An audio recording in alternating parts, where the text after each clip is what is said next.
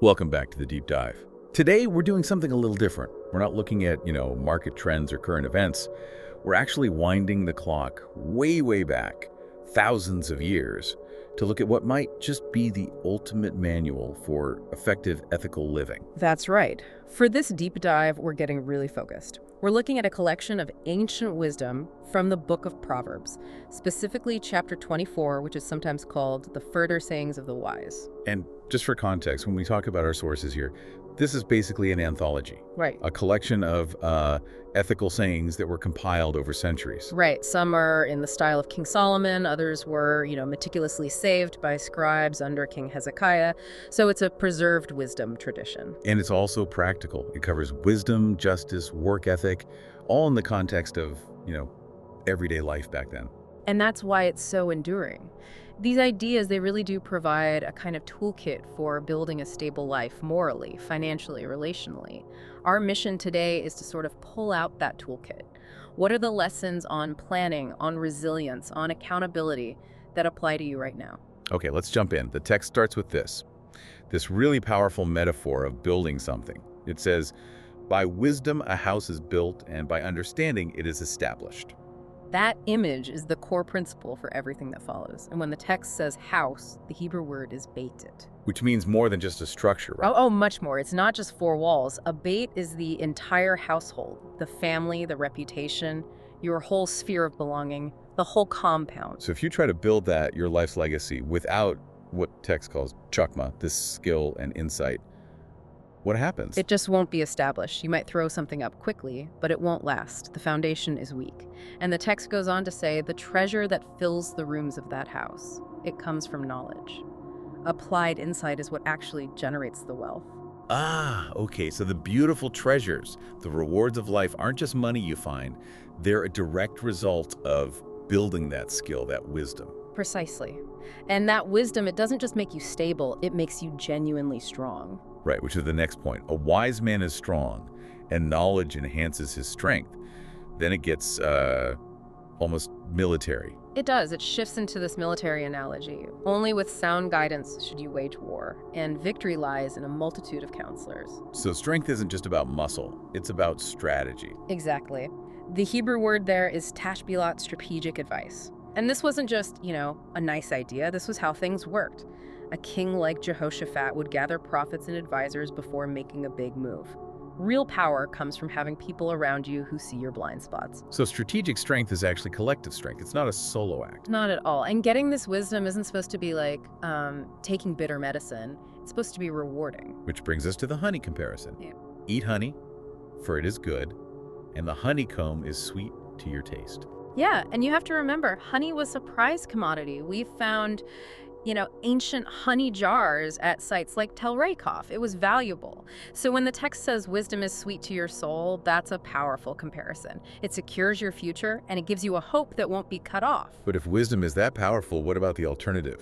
The fool. Well, the fool, the kessel, the one who scorns learning, is made completely powerless. The text says, wisdom is too high for a fool, and he sits speechless in the meeting place. And the meeting place was the city gate, right? The center of public life. It was the court, the business center, everything. So to be silent there, it means you have nothing to contribute. You're irrelevant because you refuse to learn. That's a devastating image. Okay, so that foundation of wisdom is crucial. Let's shift to part 2 and see how it applies to our ethics, starting with a warning about envy. A really fundamental one. Do not envy wicked men, and do not fret over evildoers. It's a direct echo of the Ten Commandments, the one against coveting. And it's hard because you often see the wicked prospering, at least on the surface. You see their success, you think maybe their way is better. But the text warns against that. Why? What's the end game for them? Their hearts are devising violence, and their lips are speaking trouble. But it's all short term. The text promises that the evil man has no future. His lamp will be extinguished. The lamp. That's their legacy, their influence. That's it, exactly. Whatever success they have, it's not durable. It doesn't last beyond them. It just goes out. And it's not just about the final act. It says the plotter of evil is a schemer, that a foolish scheme is sin. So the intention matters. It's central. The moral focus is on the inner life, what you're devising in your heart. You're accountable for that, even if you don't follow through. Which leads to the other side of that coin, the resilience of the righteous. This is the famous one. For though a righteous man may fall 7 times, he still gets up. It's such a profound idea. The righteous person has this internal mechanism for recovery. The 7 times probably isn't literal. It just means you keep failing, but you also keep getting back up. But the wicked stumble and stay down. Right. Adversity is what reveals who really has that foundational strength we were talking about. And it seems like that resilience isn't just for you. It's what prepares you to act for others. Which brings us to maybe the most challenging command in the whole chapter. I agree. It first says that if you fall apart in the day of distress, it shows your strength is small.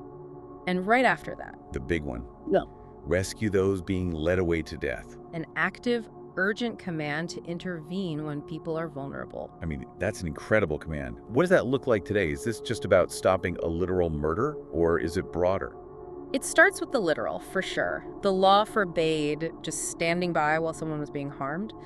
But this is wisdom literature. It's about the principle. It's a demand for active engagement whenever you see injustice or people heading for total ruin. Inaction is not a neutral stance here. And the text just completely dismisses the excuse, oh, we didn't know about this.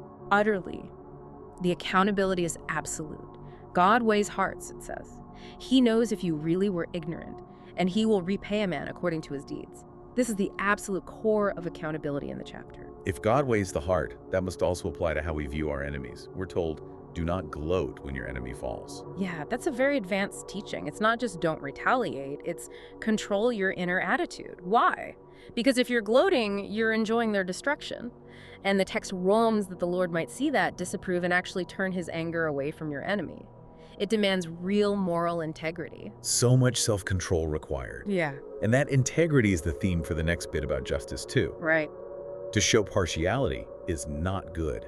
Partiality just rots the whole system. Judging a case based on who someone is, not what happened. It says whoever does that, whoever excuses the guilty, will be cursed by whole nations, because it ruins society. But the reward for doing it right, for being honest, it's described as like a kiss on the lips. A beautiful phrase. It just means sincerity, telling the truth. It's relationally warm, it builds trust. Okay, that sets us up perfectly for part 3. We're moving from civic ethics to personal diligence and planning.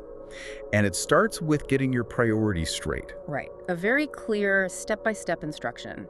Complete your outdoor work and prepare your field. After that, you may build your house. So, provision before permanence. Get your income sorted before you build a nice house. Exactly. It's a hierarchy. Secure your means of survival first, then invest in the comforts. Yeah. We get that backward all the time. We rush to consumption before production is stable. This whole section builds to probably the most vivid image in the entire book. The parable of the sluggard's field. It's an incredible piece of observational writing. The speaker says, I went past the field of a slacker.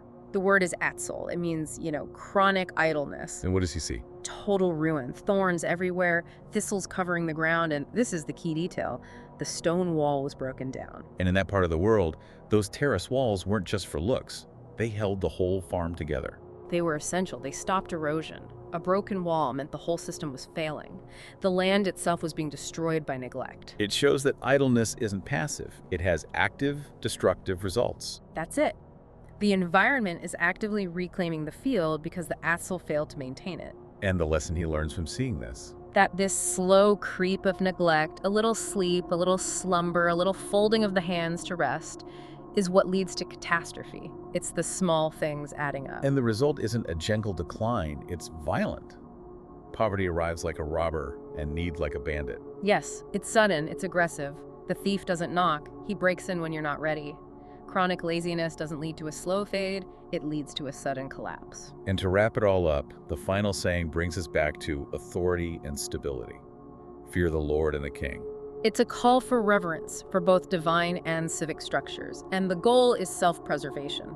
Don't associate with rebels, because you'll get caught up in their sudden destruction. It's about maintaining social stability. So if we pull this all together, we were looking for a toolkit, and we found one. Wisdom is stability. Counsel is strength. Justice demands action.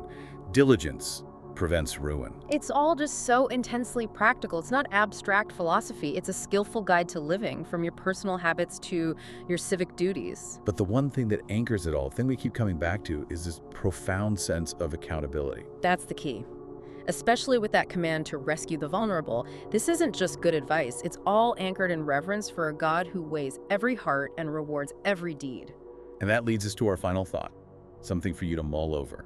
The text says over and over that God weighs the heart and repays our deeds. So, if our actions are judged not just by what we do, but by our intentions, by what we know, especially about the vulnerable, how radically does that ancient idea change how we have to think about our own choices, our own intentions, and even our own silent inaction in the world today? Something to think about until our next deep dive.